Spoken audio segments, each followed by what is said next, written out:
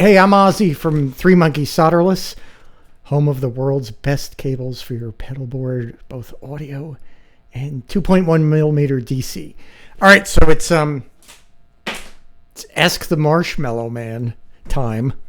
So last week I had asked some people if they wanted to ask some questions to put some comments in the previous video, and that I would be able to this week address some of the questions and sort of pontificate out of the bottom of my rear as to what the answers may be, right? Because I'm still of the opinion that, answers, they're scarce, right? And there really are no answers to the best questions. So anyway, this, can go on as a conversation weekly. So I'm going to start answering these, and then in the comments below here, you can kind of expand on them and start asking questions regarding to the questions that I've answered, and it could go on ad infinitum, right? So it sounds kind of like a fun thing to do a little bit, and we'll get some ideas out of it and have a little bit of a good time. So let's start, right? So I got the original video loaded up here, and I did read through everything a little bit, but I didn't really want to prepare anything too much, right? Where there would be too much homework, is that can kind of kill the spontaneity of everything. So let's just start. So the first question that we've got would be from our friend Jamie Gusky. And the question that I started was the album sound different than the live tone? Okay, so now that depends upon what live tones you're talking about, right? So Jamie was very astute to say, point to a link, and then say not if you're talking about this one, right? So there's sort of I guess this happened, right? So when the band went in to record the first album, there was some kind of an opportunity to play a show.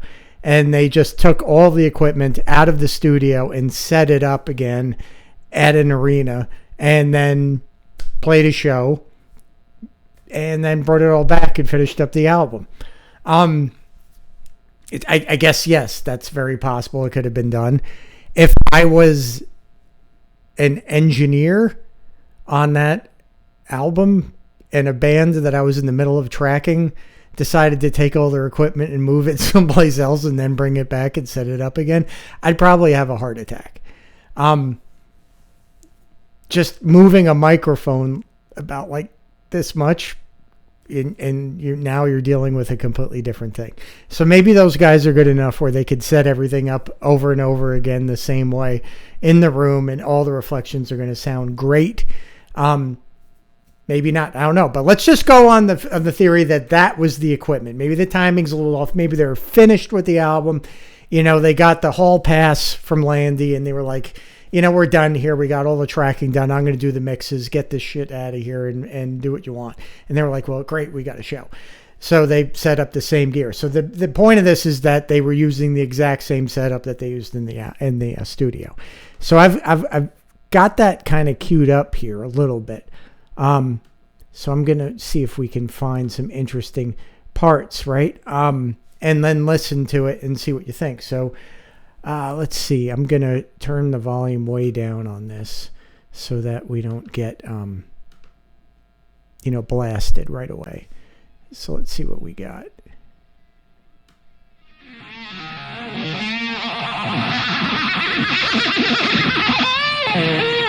Okay, there it is.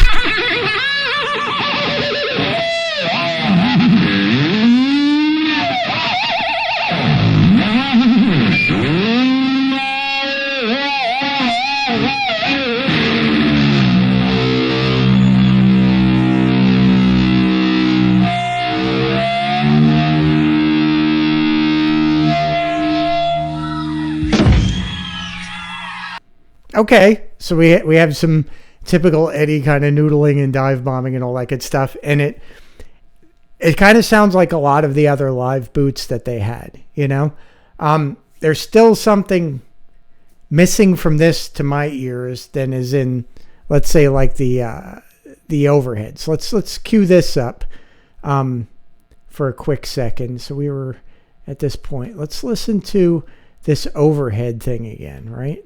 The EVH overheads for You Really Got Me. Let's listen to that. One more time. One more time. All right, so it's still, to my ear, that sounds very distorted, right? And I mean in the terms of that it's overloaded sounding, right? It's not like, a Mesa Boogie, really distorted, right? It sounds more like you got your car radio turned up too loud and it's just blowing out, the output section, blowing out the speakers. Something is not quite working right. Something's not quite hooked up right. So that's what that sounds like to me. Whereas this sounds, let's go back again around here and listen to this. All right, I'm just going to bring it up slowly.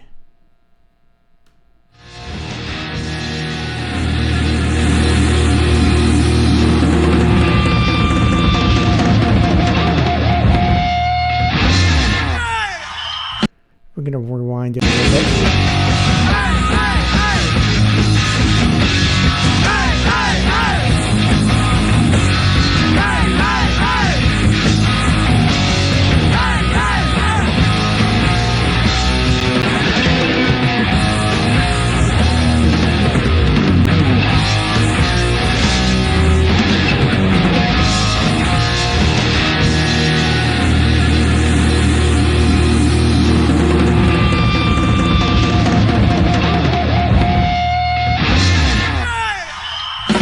Okay, so to me that sounds closer to most of the live boots, right? I think there was something else, something a little bit more going on in the studio. The last thing we can kind of listen to would be, let's put this on. So this is just like a little bit of an isolated track as well. So let's listen to this, Have You Really Got Me?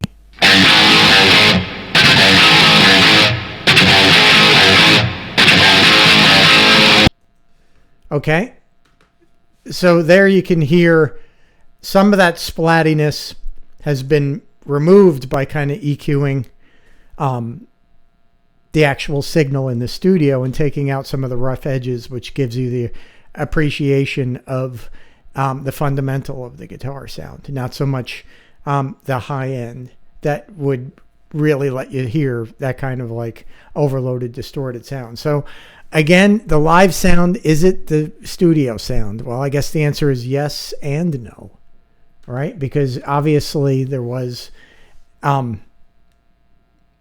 fundamental sound was in this particular bootleg as well, but there was more going on later, right? So it's sort of like at the beginning parts, the pile of bricks that would be built into a house, right? So I guess so. But to me, it's still kind of missing that really top end there. So here we have Plexi Dust was answering that too, right? So Plexi Dust is saying Jamie has a great offering with the Nightmare before. They did say they loaded up the live gear. So this is where we got it. We're performing live in the studio. Enter Don again. So you have to ask Landy didn't change, but the tones record to record did. So hard to gauge the live tone recordings. Check out the clip of the OLA recording. Ola.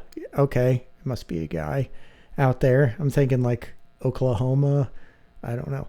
Recording of a Mazel dual rec in the room with 7 mics and different ears. That's essentially what we saw from the control room picks and Van Halen 1 recordings. A lot of room mics, mic bleed. Well, that's always, yes, that is definitely the case. When you're dealing with the real world, the analog world, right? Because when we've been doing, a lot of like the amplifier comparisons, right? I'm using this aux box, which is direct, right? And it has an algorithm to simulate room sounds and the algorithms of waveforms bouncing into each other.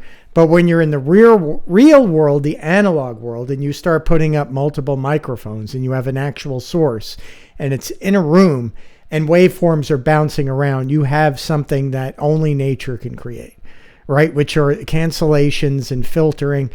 Some people could say that's like a type of comb filtering, which is where two signals kind of come together that have slightly different phase angles in different ways, and they kind of, let's say, press down like one comb smashing into another and create notches, right? So that happens when you're in a room, right? That's why when you're in different rooms, you hear things sound differently, right? You can hear like that room sounds really boxy, or it sounds hollow in here, or it sounds, very mid-range, or this is a very bright room. That all has to do with the shapes of the walls and where the sound is being projected from, how the sound is bouncing off the walls and those waveforms smashing into each other, and then where the source is that's picking up the waveforms, the microphone, right? Because in this area, the waveforms are going to be slightly different when they collide to each other than in this area.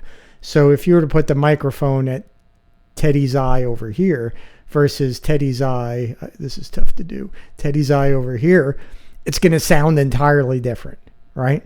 And I really want to do that for you guys, because not everybody's done a lot of, recording with microphones, especially amplifiers, right? With my voice, it's not as dramatic, right? I mean, I can kind of move around here on my voice and it kind of sounds the same.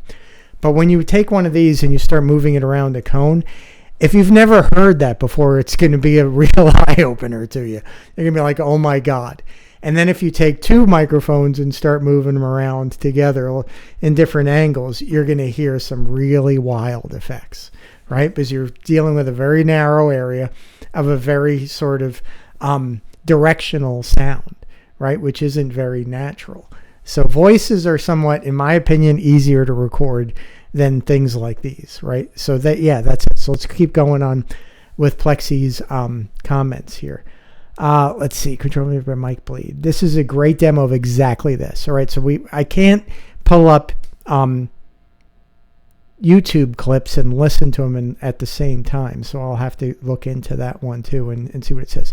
The sunset documents show exactly the day the mic's used, etc., as well as an extensive, painstaking final mix. Why so painful and long if the tone was in the box?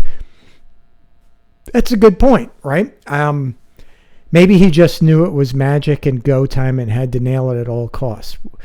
We would all be in the same state of mind. Like, holy beep, man. All right, yeah, I agree with that. I mean, if the sound was perfect coming out of the speaker cabinet, why was there so much fussing with the mix? Okay, so now when you're dealing with mixes, right, you have to create areas in the bandwidth to fit in instruments. Okay, so imagine that you have from over here to over here, you have 0 hertz, let's say up to 16 hertz, kilohertz rather. Okay, so that's like a usable audible sort of spectrum. Okay, now different instruments and different things like voices, kick drums, snares, cymbals, guitars, basses, synths, all kinds of things like this. They have a center frequency, something that is where they live at and where most of the action happens, right?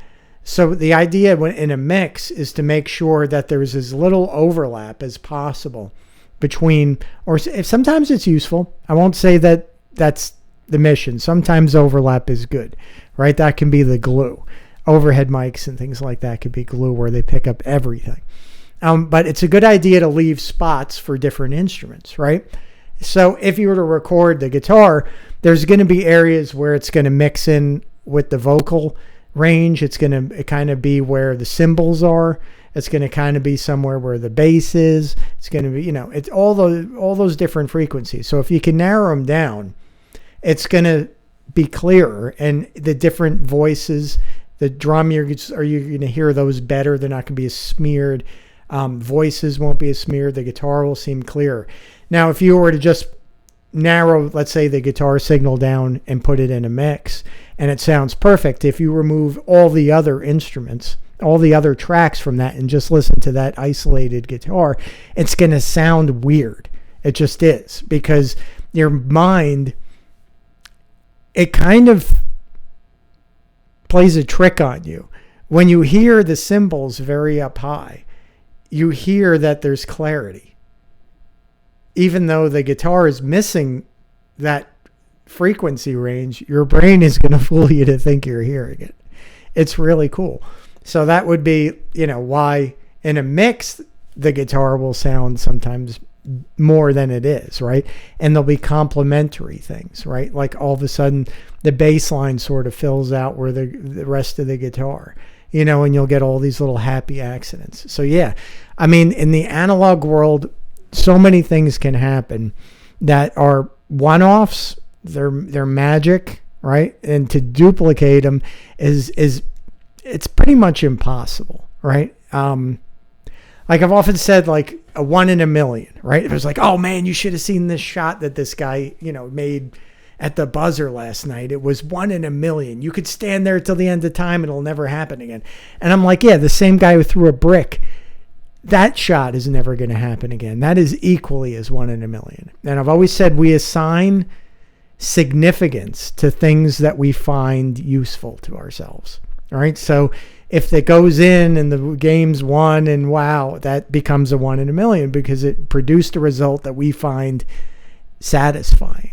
Right? As opposed to the one that bounced off the backboard and we just kind of discard it and we don't think about it. But where it traveled through space, exactly how it hit the backboard, the flexibility of the backboard in that exact place, where on the ball it hit, how it squished. Maybe if it was turned a little bit, squishes a little different. The wind, we could go forever, right? There's a million things. How the earth was spinning. Was it on a wobble that was different than the day before? So all these things would take into effect. So yeah, I mean, to reproduce what we're trying to do, right? To reproduce something that happened in 1977 or whatever, it's impossible, right? The amplifier, everything changes, right? We're not dealing with a static world. Everything is in a continual state of change, right? We call that entropy. All right, so everything is changing constantly. Nothing is the same as it was a second ago. So that's a little weird, but that's sort of the way it goes. All right, let's move on. Oh, Jamie said something astounding. He's commenting, I think. Oh wait, it's Plexi again. More commenting about the link of that video. Outstanding example. What a priceless recording of the show. My boot was nowhere near this clear. You could find here the mojo, especially breaks in between a few songs. Yeah, I agree. I mean, my first boots, right? I bought my first bootlegs of shows at shows like in the early 80s, right? And they were cassette decks, or rather cassette tapes that you bought, like Midnight Cash, things like that. And they were horrible. So these are board recordings. Now, we're going to probably see a lot of neat stuff coming out in the next, let's say, 5 or 10 years. And I don't mean necessarily Van Halen, but I mean everything. Right? Because one thing that happens, roadies, right? Guys that work for the band on tour, right? Front of house guys, especially, right? Or video guys, photographers, all these guys that are on the road, they record everything. I mean, everything is out there, right? So you've probably got a few front of house guys from Van Halen that have tapes out the butt, right? And they're board recordings. So they're perfect, right? Maybe one day they'll come out. Maybe they won't. I don't know. But other bands, it seems like they keep dripping out again and again and again, front of house board recordings. So those are always a treat when they come out. So if anybody's got more of that stuff, put it out. Why keep it in the closet?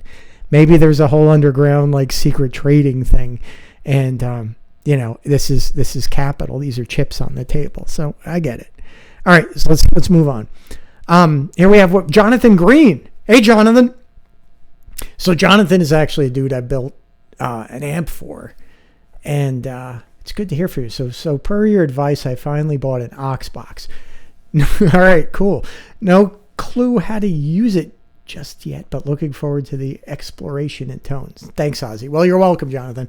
The aux, I just feel, is back into the analog versus digital. You're living in the digital world, right? So it's not perfect, right? And you've also got, sometimes there's artifacts, right? Which you wouldn't necessarily get with analog. And it's difficult to kind of blend these kinds of signals together, right? So there's disadvantages to the aux box. But the thing with the aux box is every time you turn the damn thing on, it sounds the same, right? And you don't have to worry about moving mics. And if you're into comparisons, right, where you want to eliminate variables, right? If you're doing a study and you want to find accurate results, you have to remove variables, right? So when I was always messing around with, trying to get this sound before any of these, inventions were around, we're talking back during the dial-up days, and you're recording with a microphone, you move it, like I said, the tiniest bit like that, and all of a sudden your results are different. And all the capacitor changes in the world now have just been completely overridden by just the slightest move of microphone.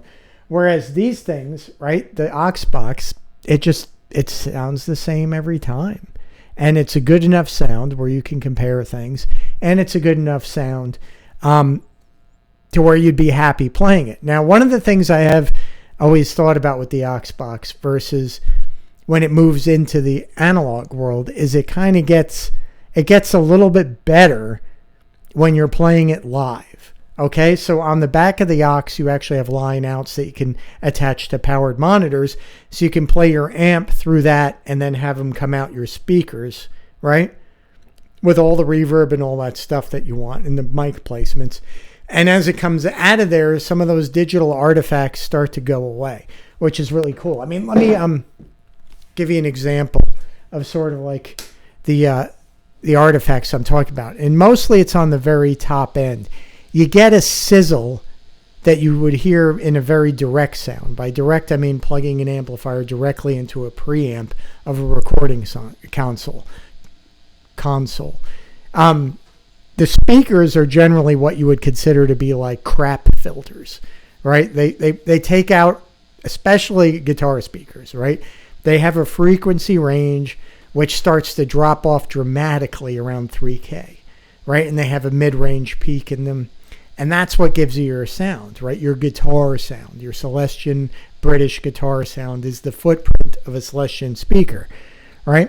So if you were to play it through full range speakers, right, it would start to sound very fuzzy, kind of like Beatles Revolution, things like that. It would have a Reelin' in the Years solo, things like that, where it has a lot of top end and it's kind of nasty sounding, right? So with that, you still hear a little bit of that top end.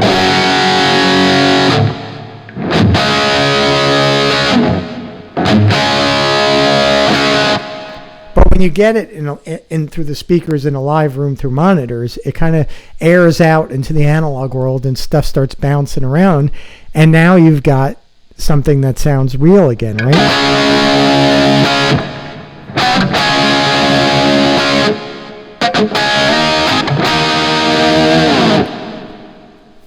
All right. So I hope that helps a little bit, Jonathan. So I usually just use greenback settings on the aux box, and that really works well for me for what I like to hear. So let's move on. Craig Cornell sounds really great, Ozzy. Well, thanks, Craig. I appreciate it. A lot of hard work going into futzing around. I must be nuts to be doing this for this long. I mean, it's been like a chase going on forever. All right, here's another one from Plexi Dust. I'll work backwards here. Damn, if that tone specifier sealed box, love it. Super excited to see where this goes. Well, it's going right here. You talked about the law of diminished returns. How about the law of increasing returns? I wish I could find the law of increasing returns. I really wish I could. Not many things continue to get better and better and better and better the more you put through them. Usually they come to a point where it starts to work against you. How about the low increaser? I find that the stacking of character in a signal chain offers increasing. Okay, I see. Offers increasing returns. Yeah, I mean, there's something to be said with stacking things together. They can, each one can add their own little thing or subtract. I often find subtraction to be a good addition, right? So you'll find something where, all right, a good example would be like the Eventide units, right? The original harmonizers from the 70s, like the 910 or whatever. Now they have these compressor boards in them, which the later ones didn't have, which things like the pitch factor don't have, and they really fatten up and mellow out a nasty signal. So running something through an Eventide, even if you're just not really pitch changing, can really make it sound smooth. It's just one of those things. So yeah, everything in a signal chain can definitely do that. I'm not talking about, for example, a big pedal board or a guitar with the most knobs. Gotcha. Referring to visual components inside a circuit that impart. Wow, this is a long dissertation. Let me read this here. Inside that character in the right way up. New amp versus old amp tolerance changes can swing in this direction. In your case, pinky. Yeah, I was pinky in the last video, and this is the brain. You know what spice to add to the point. That's put on stove for dinner. What I can comment first. My nicest 68 Marshall Basket Wave was outshined by my ugliest torn road rashed mutt with 4 different speakers of unknown abuse and horrors. Yeah, that can go down too, right? Every cabinet that I've ever owned, right, vintage cabinet, has sounded remarkably different. Back there in the corner, right there, that's the best sounding cabinet I've ever gotten, right? That one's one where it's like I'm afraid to play it sometimes these days. But if you ever been like in the Blockhead days, right, back in the 90s and early 2000s or whatever, if you had come by New York where my shop was, you would have seen that in the corner, right, and probably even played through it. And we used to beat the piss out of it. That's probably why it sounded good. But those speakers are just absolutely turned out. They're just been blown up, but they sound really good. All right, so let's go on. That's just plus about they don't like do they build kit or latest or it's 68 Marshall was outshined by Luggage Road. It's also more versatility in recording than it was ugly. Nobody would ever think of stealing it. The old hide your vintage Fender in a PV case. But seriously, the Git fiddle world abuses the term Plexi, and people think of using the term to describe all kinds of stuff. When the Plexi is comprised of revisions, mistakes, age, mystique, beauty, reverence, dominance, and more than just a plastic panel. Absolutely. I mean, what is a Plexi? Well, there were many years of Plexis, right? And we just say that it's anything that had one of these panels on it, which was made out of plexiglass versus the metal stuff, right? The earliest Plexis were very clean. Right? I mean, if you went out and bought like one of the Angus types amps, which I have one of, right? It would be like a Super 100 kind of deal. The earliest one, 66, 67 transition amps, things like that. The ones that have the gigantic, power transformer, 3 whatever inches high. They have, all the filter caps on the inside, 32 mics. They have, basically a shared cathode on the first for both stages, for the first stages.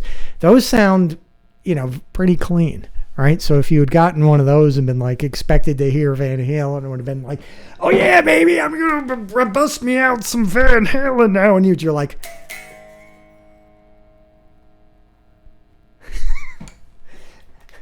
that doesn't sound like Eddie at all. I mean, ripped off. So yeah, once you get into a lot of people, the Plexi sound is like really a metal face sound to them. Like the 68s, let's say like the 12 series that everybody talks about. That's sort of the beginning of the amplifier that would, turn into the metal fronts, right? It's pretty much the same thing. Maybe a little difference in some transformers over the years, but pretty much the same thing. All right, let's go on with this. They don't do it like you do. They build a kit or the latest ratio, and that's supposed to represent.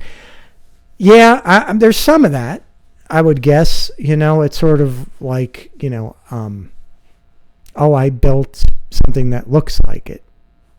Does it sound like it? Well, that's another thing, right? Have you the experience, not to be, but if you haven't really heard these things, it's kind of hard to know when you've gotten close to one, right?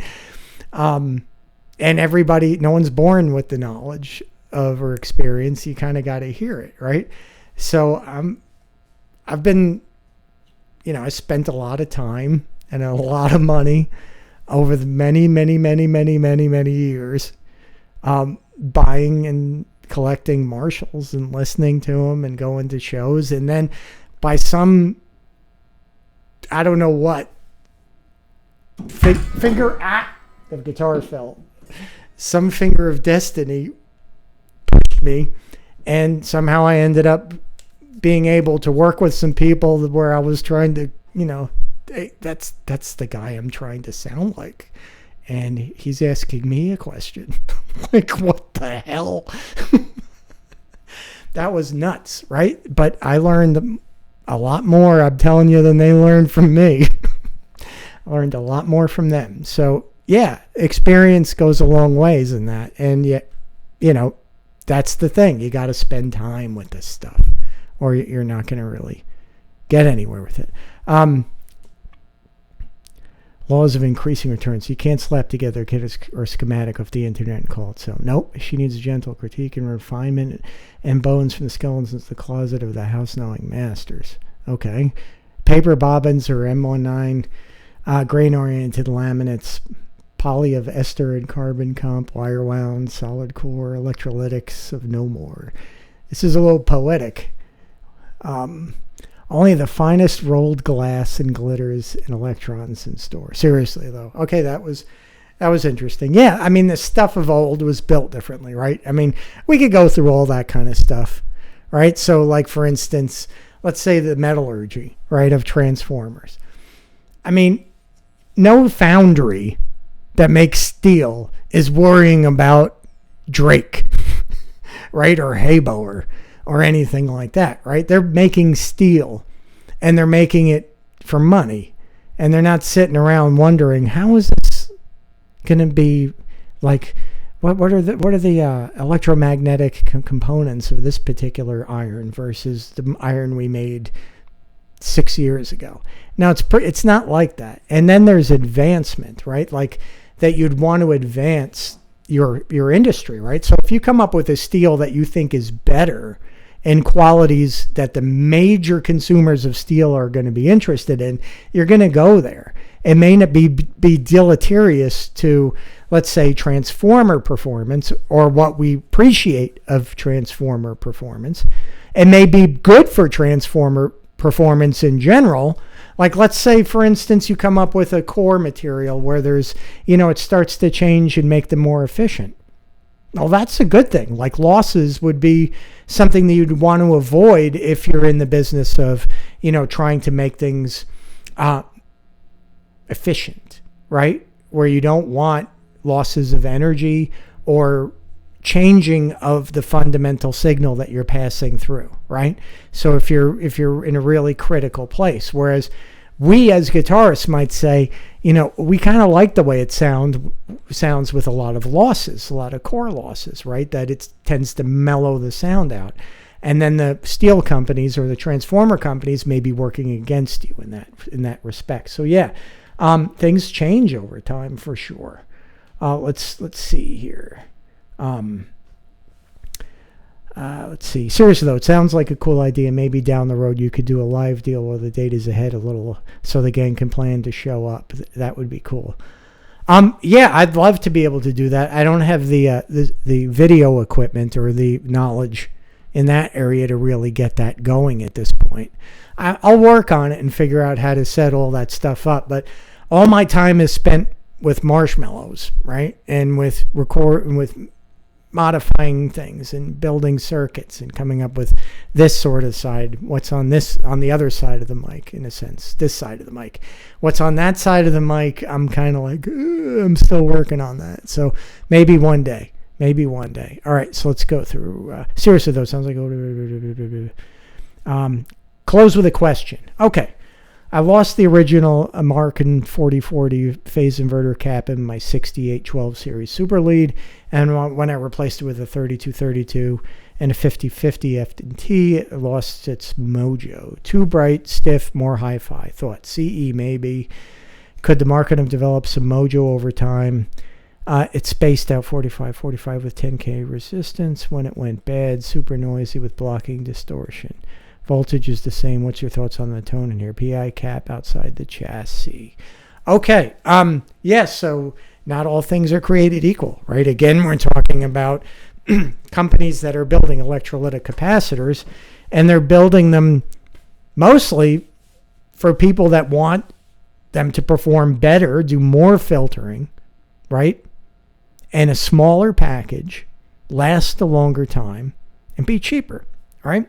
So maybe the cheaper thing doesn't always work out, but for sure they're always looking to try to make them more efficient in what they're supposed to do, which is what? Remove ripple currents from rectified AC signals, right? So basically what that means is when you change AC into DC, AC being what comes out of the wall, right? Alternating current, and you change it into DC, right? So the AC comes through the wall, goes into your power transformer, which steps it up for your high volts, all right, to run your amp, your tubes, your high volt supply to 400 or 500 volts, right?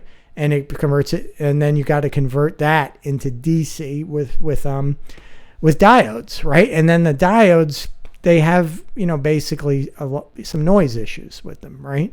As well as there's going to be some leftover residual AC noise in there as well. There's a lot of terms for it: hash, ripple, switching noises, all that kind of stuff. And filter capacitors have the ability to basically store a charge, right? So that you can make the amplifier or make whatever you want have a very steady voltage to operate at that doesn't sag and shoot up and down. So, and especially in applications where you're using digital sort of components, having a super steady voltage is extremely critical. When you're dealing with tube or let's say analog equipment, they have a window of operation where, the voltages can be a little bit here, a little bit there, and they're still going to work. They're going to perform a little different, but they're still going to work. So that's what you're dealing with right now, right? Is more than likely the efficiencies, right? The different efficiencies of the different filter capacitors. And I guess mojo, you could call it mojo, but it mostly has to do with that, right? So as you basically play your guitar right through your amplifier, it's going to start using current, right, to produce the noise, to move the air, right? All that noise has to come from power, right? It's a conversion of power into air, right? So that current is stored in those filter capacitors. And if they can't keep up with the demands of your playing, so to speak, not to say that you're playing really, but basically the demands of the circuit, the voltages will drop and it'll start to sound a little differently. It'll be kind of, some people will call that squish. So there we have our first word, right? No bloom, but squish. You have a little seltzer.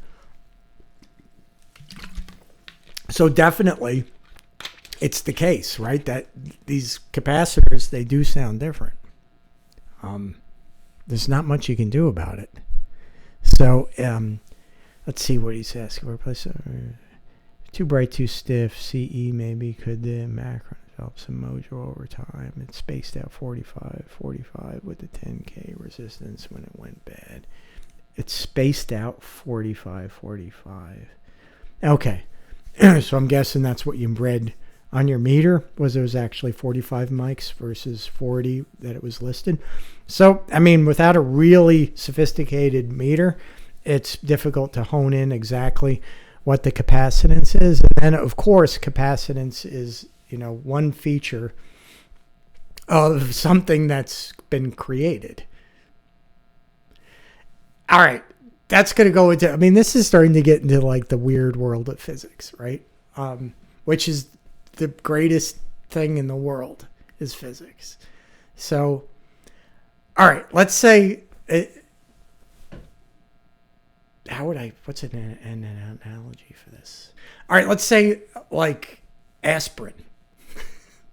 Okay, so some scientist goes down to South America, finds these natives eating bark, and they're like, "What are you eating bark for?" Well, it's because I got a headache, and when I eat the bark, it goes away. So like, So they go and they get aspirin, right? So then they start testing it and feeding it to people and measuring things that happen, right? And they say, and then they produce it and put it in a bottle. And put it down and say, this is for headaches. And they're like, just for headaches? And it's like, well, no. It does a bunch of other stuff, but those are side effects, right? Like it thins your blood. Okay. And the things that we want are the effects. The things that we don't want are the side effects, right? It's kind of like the basketball. It's a 1 in a million. So, yeah. I mean, like resistors have capacitance, they have inductance, capacitors, same thing, right? So when they're selecting one value by which to measure this thing and avoiding every other possible characteristic of it, it's not a complete replica, right? I mean, nothing is one thing in this world, right? Nothing is one thing. Everything has an infinite amount of effects. Right? Things that we don't even know about are going on in there, right? Have no clue, right? Zero idea about are going on in filter capacitors, right? If you go into some of the, the books about physics, it's basically, we don't tell you why, we tell you what, right? We only tell you what happens. We have no idea why, right? So what are all the effects, right? God only knows what all those effects are that are going inside or why they even work. Right? How they relate to one another. Why does the electron do what it does? Why does it move? Why does it sit next to another thing that it doesn't exactly want to be next to, but somehow it does? I don't know. So, yeah, the best thing to do would be to try to find an old capacitor and put it in there. Right? So go and find, I don't know, look around in like eBay or British eBay, ham radio shows, put out bulletins, try to find an old phase inverter or an old set of electrolytic caps for you. All right, that's cool. So we're going to move on. I wonder how long we're going on. 45 minutes. My God. I'm long-winded. I know I could talk about nonsense forever, and I do. All right, next. Chris Stevens, a few questions. Is your internal load just a resistive or reactive with caps and inductors? Okay, at least you qualified that. Next question. Have you checked out online the Aiken reactive load forum? A forum? Interesting. I know what Randall Aiken is for sure. I've conversed with him a couple of times. Seems like quite the resource and a very generous person with information. A very good person. Actually, you know what? I met him once. I think it was in the 90s at an amp show in New York, and spent a little time talking with him. Very nice guy. Like Randall very much. Could not recommend him more to anybody for people that are interested in this kind of stuff. Aiken's amp pages or something. I believe something like that it's called. All right, so he has a forum. Cool. It's well worth a look. I built one and it's excellent. Does your new mains transformer maintain standard heater voltage? Okay, we'll go through these one at a time. Is your internal load just resistive or reactive? Yes. Nothing, like we said, nothing is anything. Nothing is one thing, right? But you did qualify it with caps and inductors. So no caps, no inductors. Not interested in doing it for this particular job, right? Because the idea is to use the aux or to play it through speakers, which would take which would give you the proper frequency response, right? Because what he's referring to would be reactive loads in a sense that mimic what speakers do and can roll off frequencies and things like that, and can change what frequencies in a sense are impeded more than others by use of putting a resistor and an inductor in a little circuit in RL, right? Now, interesting about that. See, that's getting into the whole physics again. If you look into things, right, the real impedance is sort of like one of the things I always thought was a very important part of it. Now, like I said, nothing exists in its own, and nothing is something that you want to say is the only effect that you need to monitor, right? But when you look at the way things go, impedance at frequency is what creates tone. So simple enough, right? So it's the physics by which the ball or the bat hits the ball, right? They never meet. They just kind of exchange energies and they do opposite things, right? So anyway, speakers, they have a infinite curve or an infinite amount of curves, right? Of frequency curves at different frequency points, at different inductance points, at different resistance points, at different sound pressure levels. And all of those, if you overlay them, this infinite amount of curves at different points will create the tone, right? And as you, let's say, increase volume on your amplifier, the speakers in a closed box, especially, speakers' impedance will tend to climb, right? But it doesn't climb universally. It climbs more so at different frequencies that are easier for it to knock down. And in that case, high end, right? So you'll find that the impedance climbs most on the high end, right? So that's why when you crank your amp up, it sounds fatter. It's just impedance, right? And it's the physics by which the coils handle power and what they do when they move and what they do when they're restricted from moving by air pressures, right? So that's interesting, right? So Randall's page probably has all that kind of good stuff in there. I've also been asked once in a while about, why am I having a senior moment? Because I'm a senior, I suppose. About different, load boxes over the years that have been sort of put out there. Inductive versus non-inductive, right? Now, I tend to prefer non-inductive only for my uses because I usually end up using some kind of a speaker cab, as I said. All right, so putting an inductive load and then, sort of using it with a power amp and then putting it through speakers, it's kind of like extra filtering, which, I guess you could use that for sure, but, there's no right or wrong in tone, right? There's only what you like, right? So that's something to do that way. Let's see. Let's go on with his next question. Have you checked out the Randall? No, I have not, but I will look it up. I think Randall's a great guy. Does your new mains transformer maintain standard heater voltage? No, it does not. And the reason for that is that nothing is the same unless it is, right? So if you're variacing something down, you want things to be like they were when they're variac down. Now, the heater voltage is only being dropped, less than a volt. But it does change the way things sound, right? It definitely does. Also, once the amplifier starts getting hot itself, it gets pretty hot, right? The tubes get hot.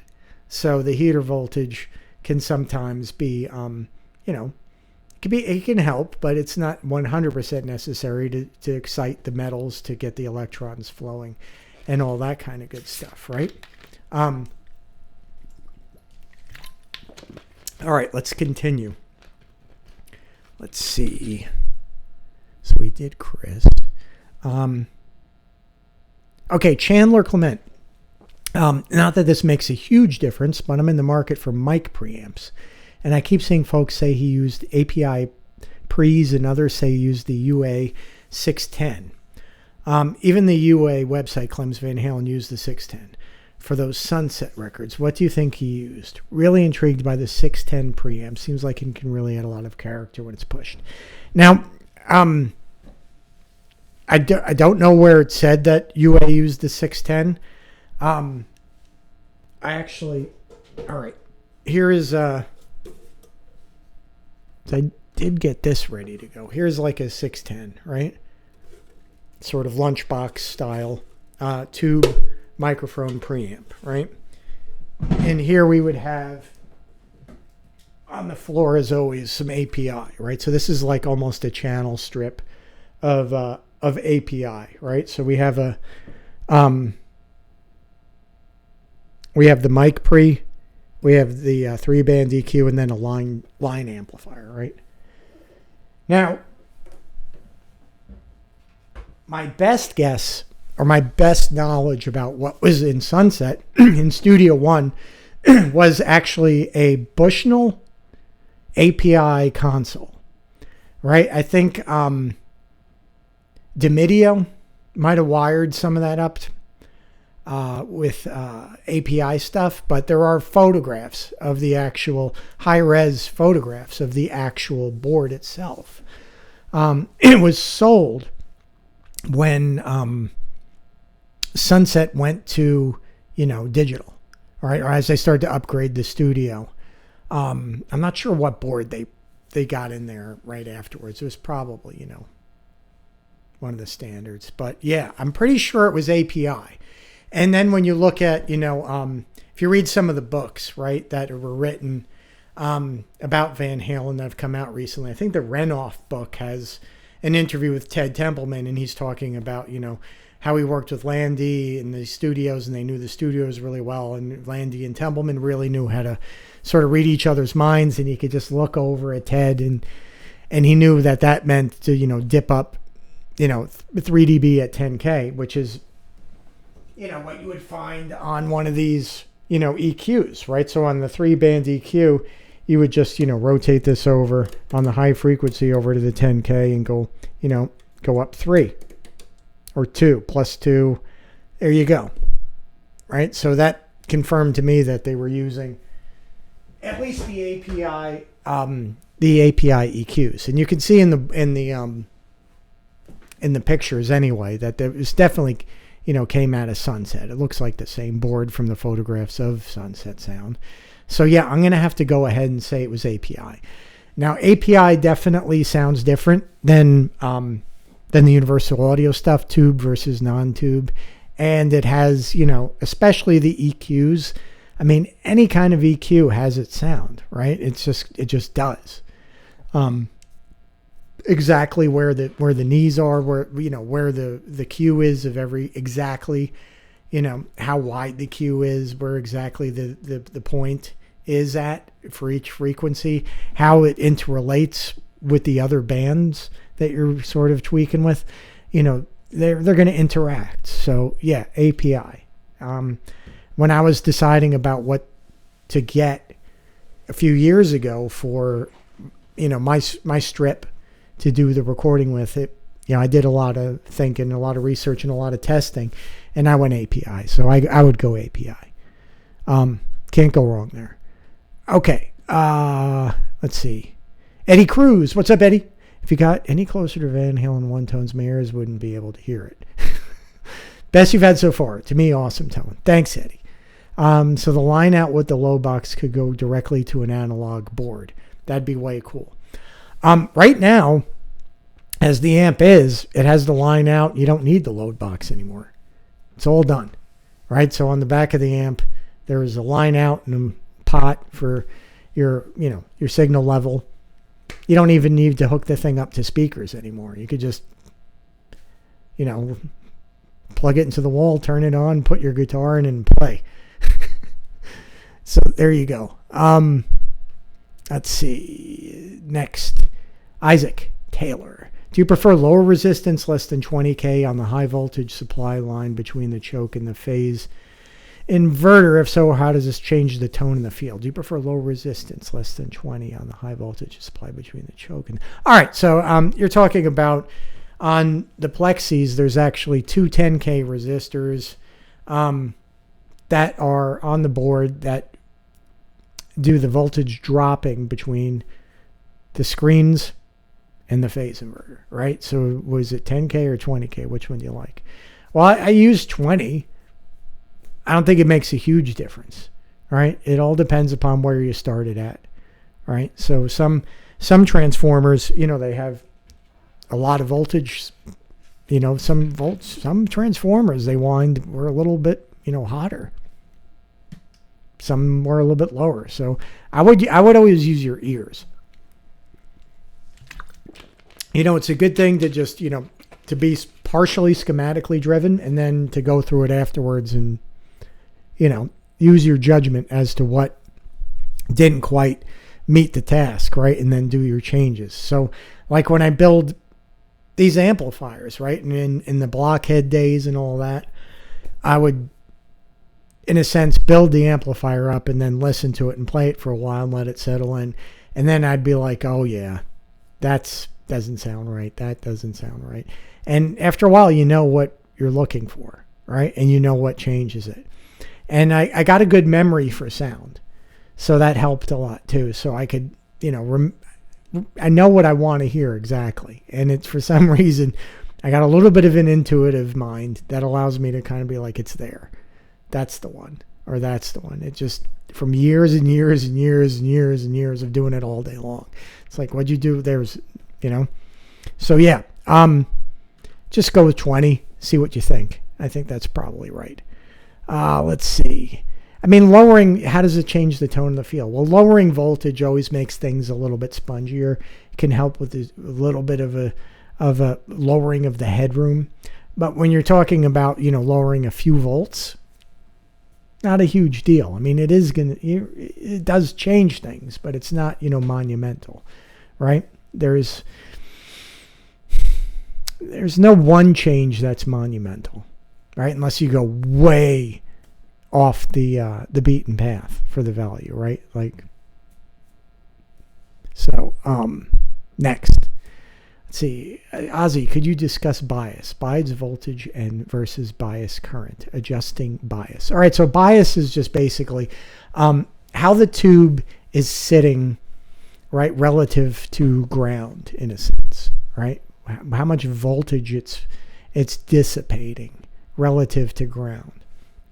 So there's a few ways that, you would measure bias, right? You could measure bias in different parts of the tube, right? You can measure bias even on the transformer, right? On the output transformer. So, for instance, you could measure the current that's going across the transformer primaries, one leg versus the other, which would be like using your probe. And don't do this unless you've done it, because this gets dangerous, what this particular way is, right? So you would take a current meter or a multimeter set for current, and you would put one probe on the center tap of the transformer, the output transformer, and put the other one on one leg that goes to the power tube, right?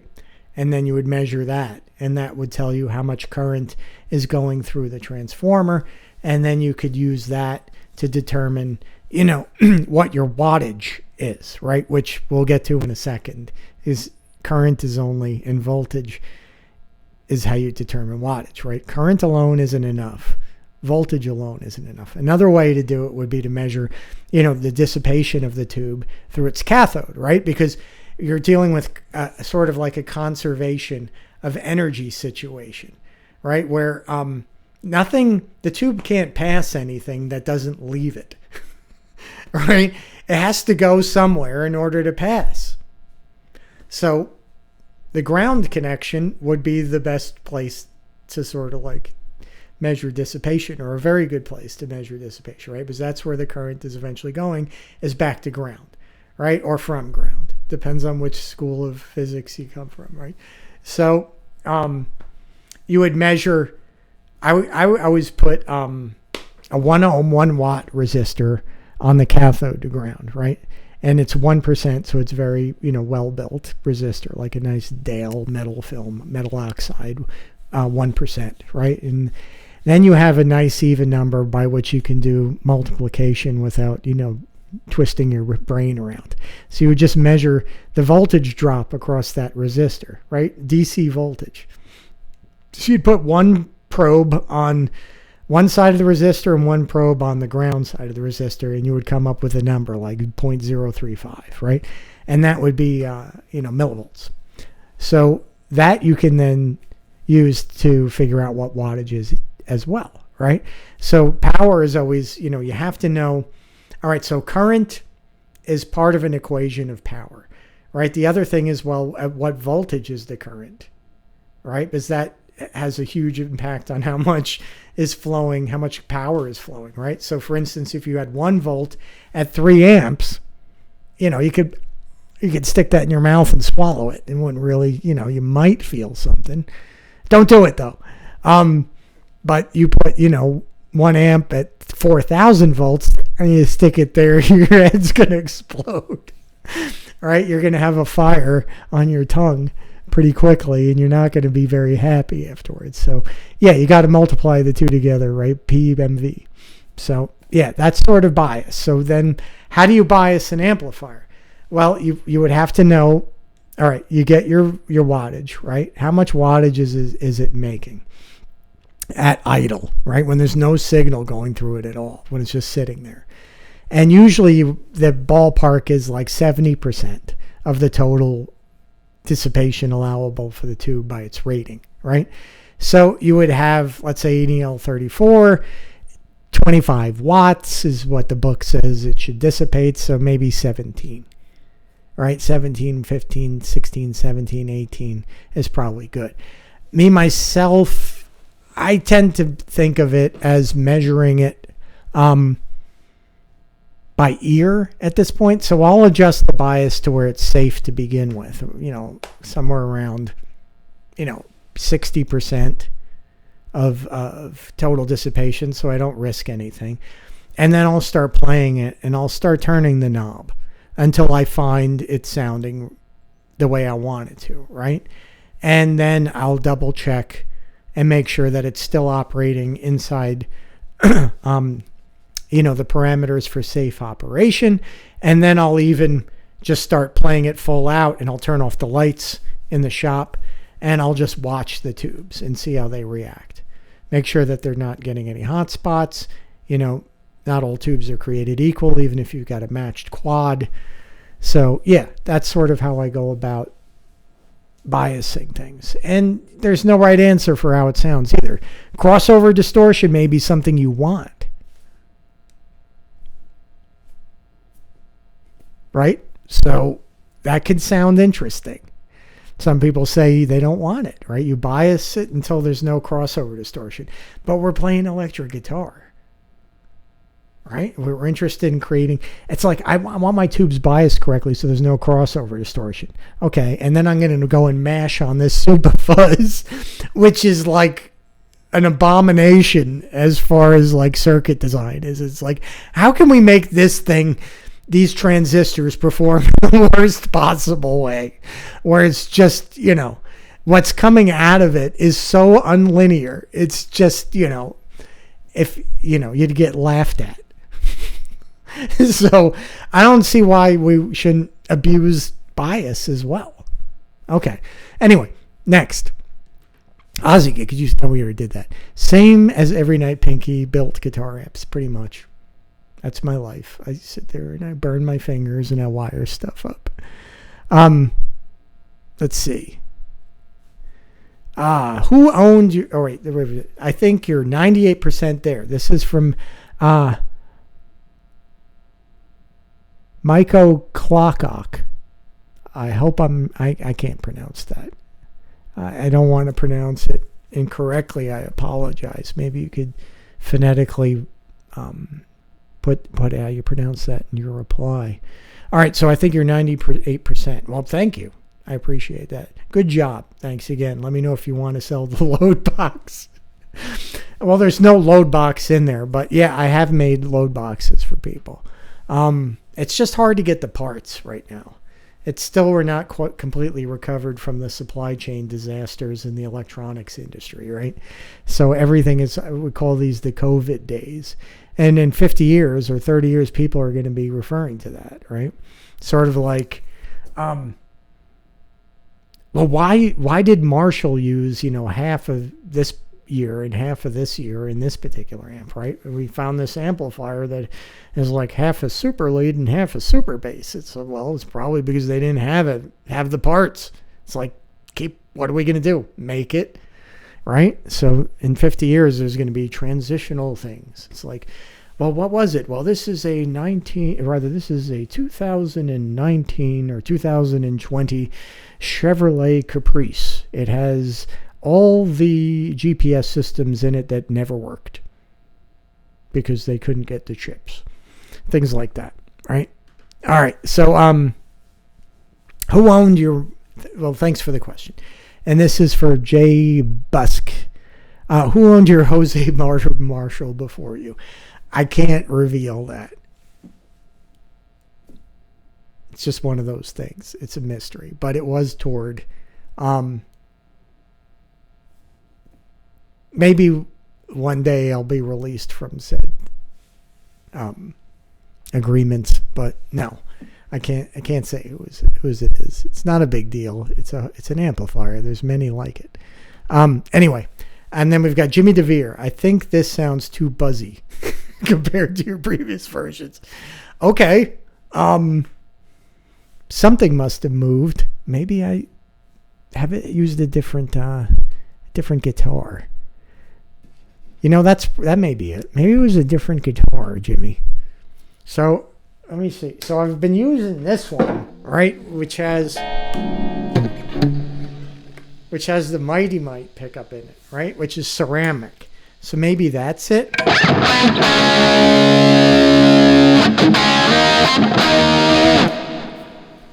Maybe, before I was using the white guitar, which is back here. Actually, and this has the custom in it, right? Okay, which has a Alnico magnet in it, so that may have something to do with it.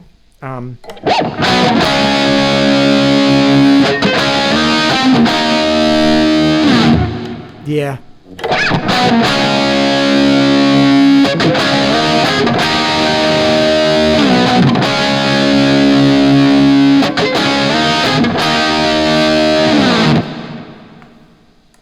I think it might have been the guitar. I'll have to go back and listen to everything to see exactly which ones it is.